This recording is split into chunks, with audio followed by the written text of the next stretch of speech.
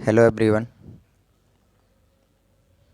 तो चलिए आज अभी एक नया वीडियो शुरू करते हैं हम संविधान सभा के गठन के बारे में।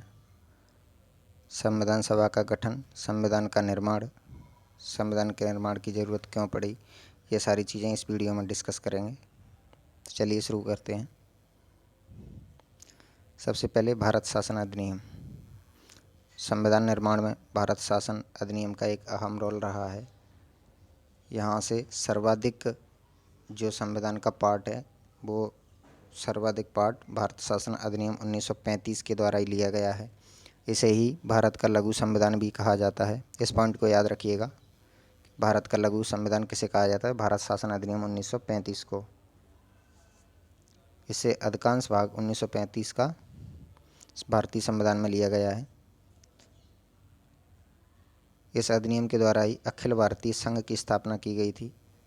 क्वेश्चन बनता है अखिल भारतीय संघ की स्थापना किस अधिनियम के द्वारा की गई थी? तो वो भारत शासन अधिनियम 1935 के द्वारा।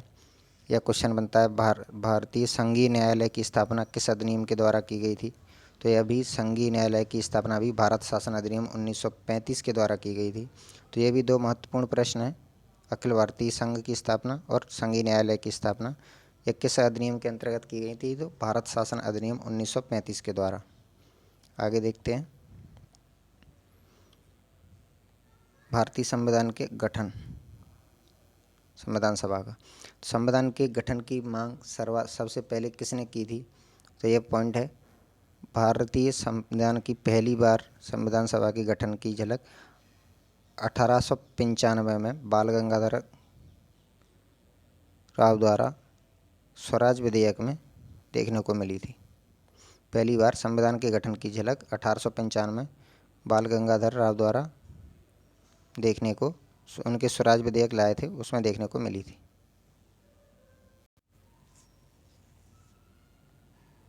बाल गंगाधर तिलक है, सॉरी, राव नहीं। भारत संविधान का निर्माण भारतीयों के अनुसार होना चाहिए, ये बात किसने कही थी? तो ये बात कही थी गांधी जी ने 1922 में। ये काफ़ी इंपॉर्टेंट पॉइंट है, डायरेक्ट पूछ लिया जाता है कि भारतीय संविधान का निर्माण भारतीयों के अनुसार होना चाहिए, यह बात किसने कही थी? तो एक गांधी जी ने कही थी 1992 में। इसके बाद संविधान सभा के गठन की पहली बार मांग किसने की थी? तो संविधान सभा के गठन की पहली बार मांग की थी संविधान निर्माण की, तो एम.एन. राय द्वारा 1934 में की गई थी। पहली बार संविधान के गठन की मांग किसके द्वारा की गई थी? एम.एन. राय द्वारा 1934 में।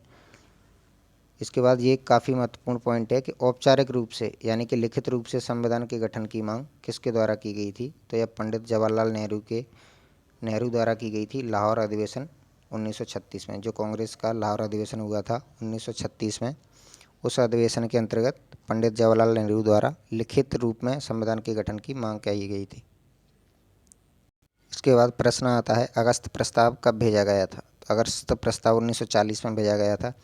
यह भारतीयों द्वारा 1940 में ब्रिटिश सरकार को भेजा गया था, जिसमें संविधान के निर्माण की बात कही गई थी, लेकिन ब्रिटिश गवर्नमेंट ने इसे स्वीकार कर लिया और द्वितीय विश्व के बाद भारत में संविधान निर्माण की बात कही थी। और द्वितीय विश्व युद्ध के बाद क्रिप्स मिशन भारत आया था 1942 में। ये पॉइंट याद रखिएगा, क्वेश्चन डायरेक्ट पूछा जाता है क्रिप्स मिशन भारत कब आया था? तो क्रिप्स मिशन भारत आया था 1942 में संविधान निर्माण के लिए।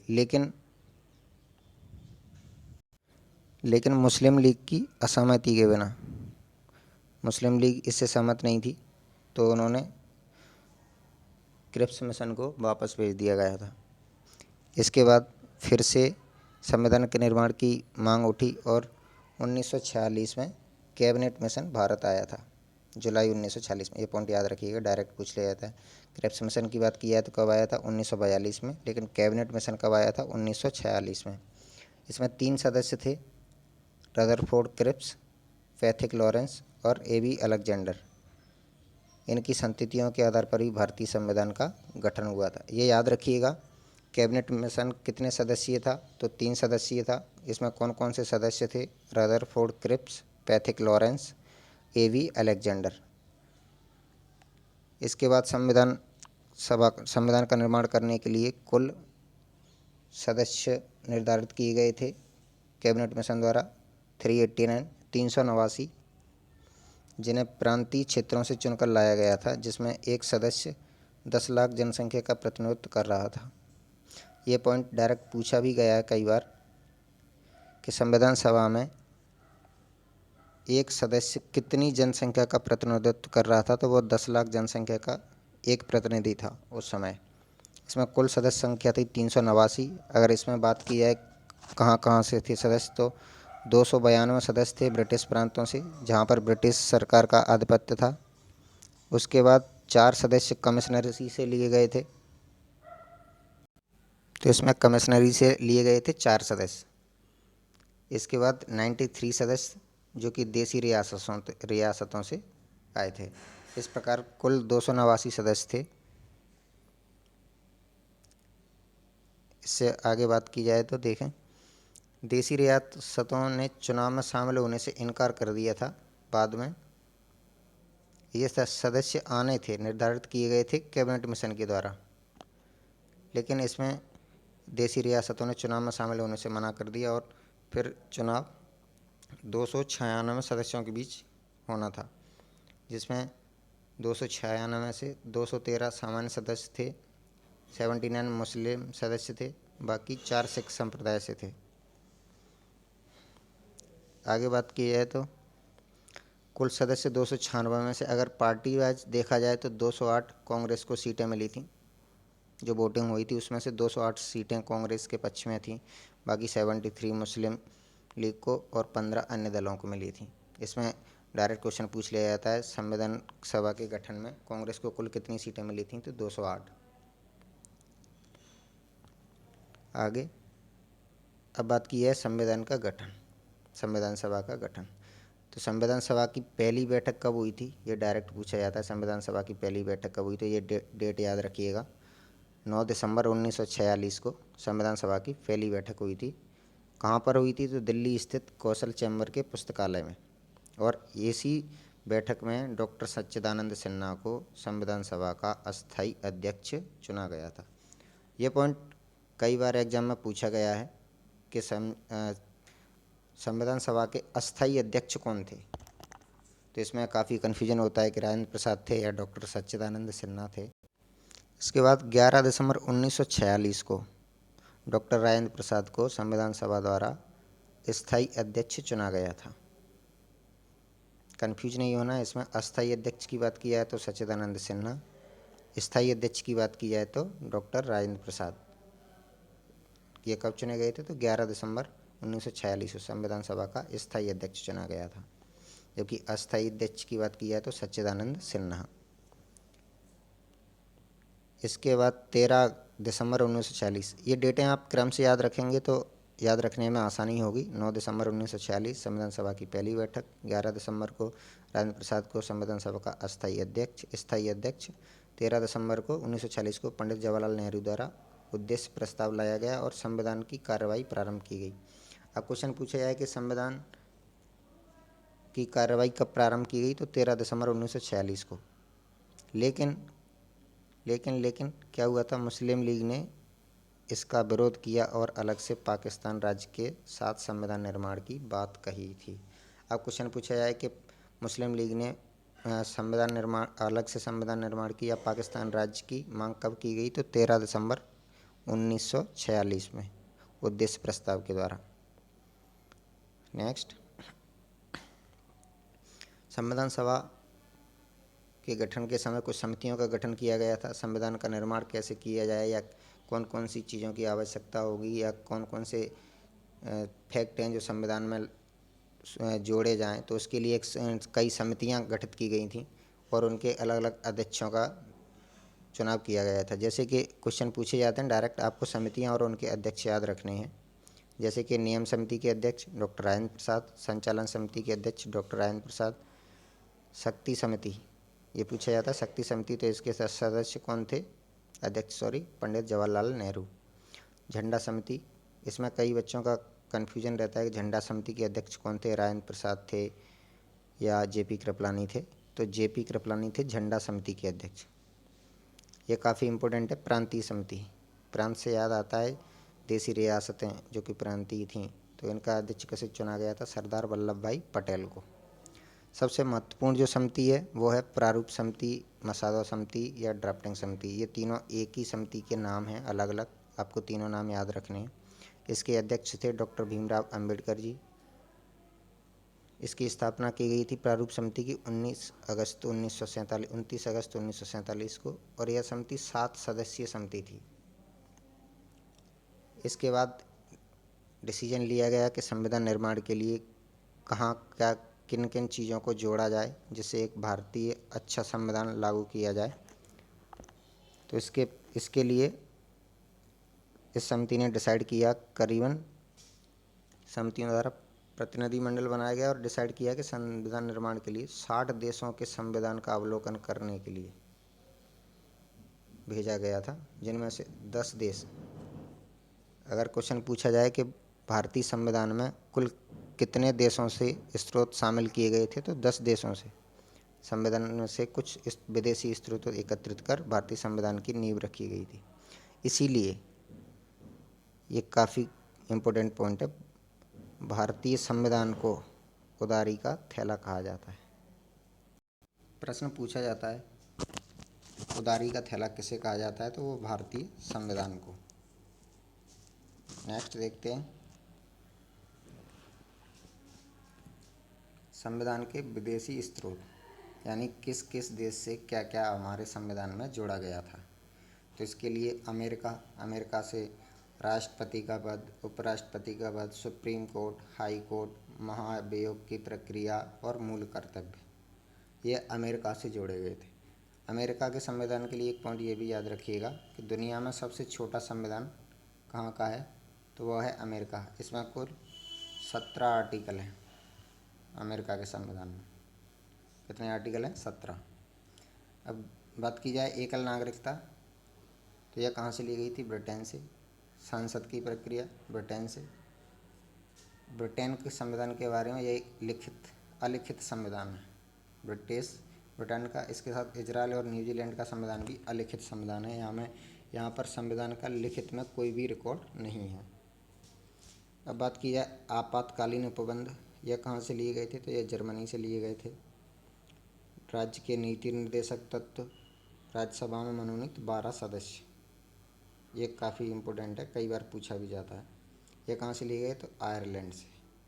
नीति निर्देशक तत्व और राज्यसभा मनोनीत 12 सदस्य, काफ़ी इम्पोर्टेंट है, सभी पॉइंट्स याद रखिएगा। अगला देखते हैं और कहाँ कहाँ से क्या क्या लिया गया था। ऑस्ट्रेलिया की बात की जाए तो ऑस्ट्रेलिया से केंद्र और राज्य संबंध, इसमें समवर्ती सूची को शामिल किया गया था। इसी में देखा जाता है कि केंद्र और राज्य संबंध यानी समवर्ती सूची कि जो भी संबंध होंगे उनकी प्रक्रिया राज्य भी बना सकता है, उन पर योजनाएं, और केंद्र भी बना सकता है। इसके बाद विधि द्वारा स्थापित प्रक्रिया, यह कहाँ से ली गई थी? जापान से। अब बात की है संघात्मक राज्य या संघात्मक शासन प्रणाली और राज्यपाल की नियुक्ति विशेषक प्रक्रिया, यह कहाँ से लिए गए? तो कनाडा से। संघात्मक शासन याद रखिएगा, संघात्मक शासन कहाँ से लिया गया था? कनाडा से। ये काफ़ी महत्वपूर्ण है। संविधान संशोधन की प्रक्रिया कहाँ से ली गई थी? दक्षिण अफ्रीका से। मूल कर्तव्य रूस से। याद रखिएगा, मौलिक कर्तव्य और मूल अधिकार लिए गए थे अमेरिका से, जबकि मौलिक कर्तव्य कहाँ से लिए गए हैं? रूस से। याद रखिएगा। और गणराज्य या फ्रांस से।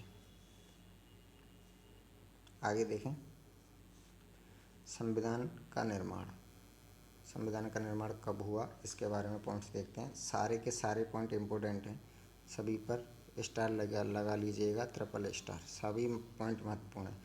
संविधान निर्माण में कितना समय लगा, डायरेक्ट पूछता है, तो संविधान निर्माण में 2 वर्ष 11 माह 18 दिन का समय लगा था। इसके बाद संविधान निर्माण में कुल कितना खर्चा आया था? लगभग 64 लाख रुपए, 63,97,600 कुछ करके था, तो लगभग 64 लाख रुपए। संविधान सभा में महिला सदस्यों की संख्या कितनी थी? ये पॉइंट काफ़ी महत्वपूर्ण है, पूछा जाता है। तो महिला सदस्यों की जो संख्या थी वह थी 15। तो ये भी पॉइंट, मतलब सारे के सारे पॉइंट बहुत ही इम्पोर्टेंट पॉइंट्स हैं। संविधान पर कितने दिन बहस चली थी संविधान निर्माण पर, तो ये चली थी 114 दिन। अब बात की जाए ये दोनों पॉइंटों की, बहुत ही महत्वपूर्ण पॉइंट है। संविधान सभा के संवैधानिक सलाहकार कौन थे? वी.एन. राव। या संविधान सभा का प्रारूप किसके द्वारा तैयार किया गया था कि किस तरह से संविधान को लिखा जाए, क्या क्या चीज़ें व्यवस्थित की जाएं, तो इसका प्रारूप जो तैयार किया था वी.एन. राव के द्वारा तैयार किया गया था। अब बात की जाए संविधान को कब पारित किया गया था, तो संविधान को पारित किया गया था 26 नवंबर 1949 को। और इसी दिन इसको हिंदी में भी कभी कभी किसी किसी एग्जाम में पूछ लिया गया है, मिति मार्ग सप्तमी शुक्ल पक्ष संवत 2006 विक्रमी। ये पॉइंट काफ़ी इम्पोर्टेंट है, याद रखिएगा।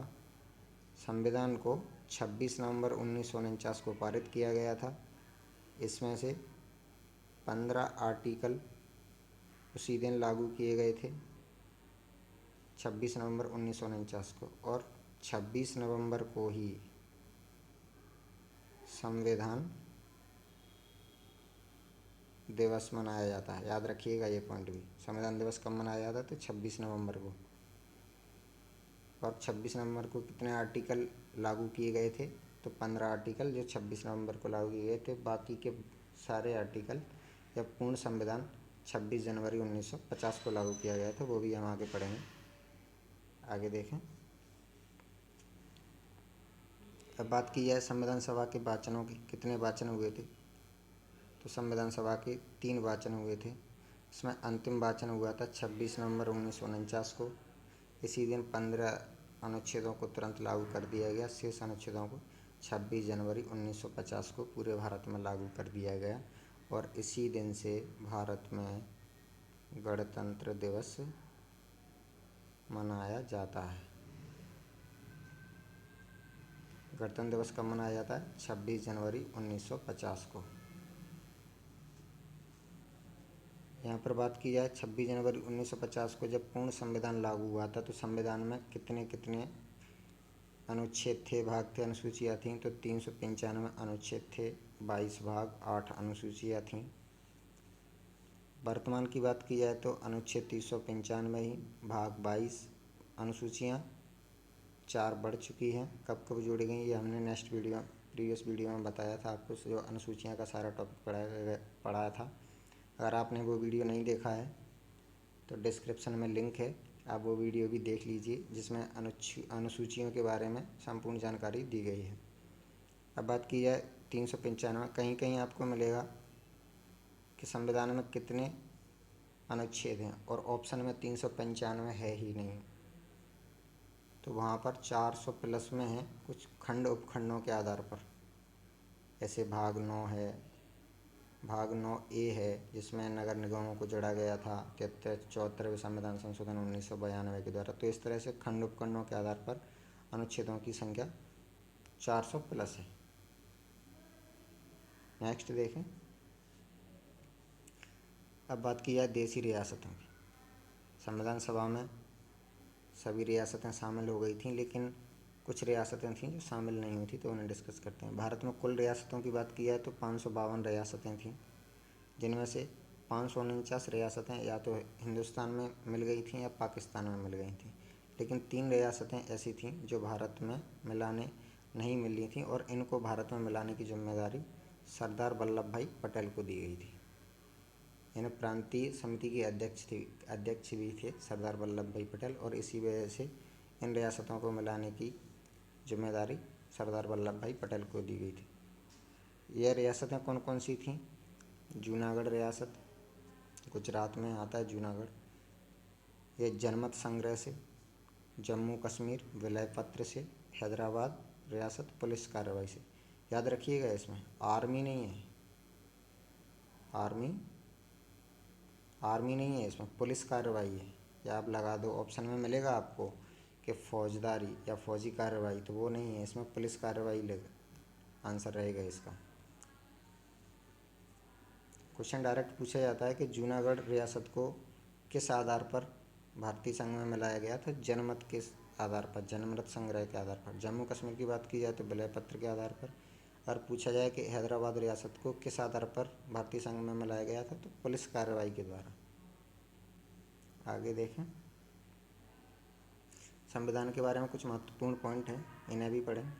जैसे कि प्रस्तावना में भारत शब्द, ये कई बार पूछा जा चुका है एग्जाम में। प्रस्तावना में भारत शब्द का प्रयोग कितनी बार हुआ है, तो 2 बार।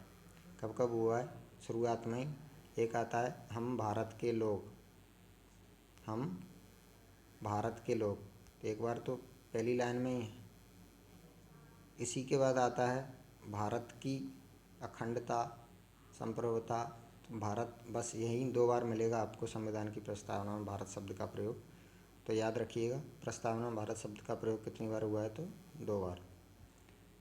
अब बात की है भारतीय संविधान की कुंजी किसे कहा जाता है, संविधान की कुंजी।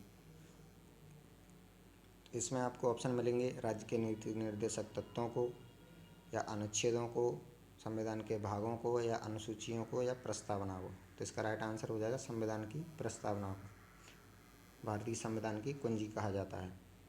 अब बात की जाए संविधान की अंतिम बैठक कब हुई थी संविधान सभा की, तो यह 24 जनवरी 1950 को अंतिम बैठक हुई थी संविधान सभा की। याद रखिएगा, ये बहुत ही महत्वपूर्ण पॉइंट है कि संविधान सभा की अंतिम बैठक कब हुई थी, क्योंकि इसी बैठक के दिन, इसी दिन संविधान सभा द्वारा डॉक्टर राजेंद्र प्रसाद को भारत का प्रथम राष्ट्रपति चुना गया था।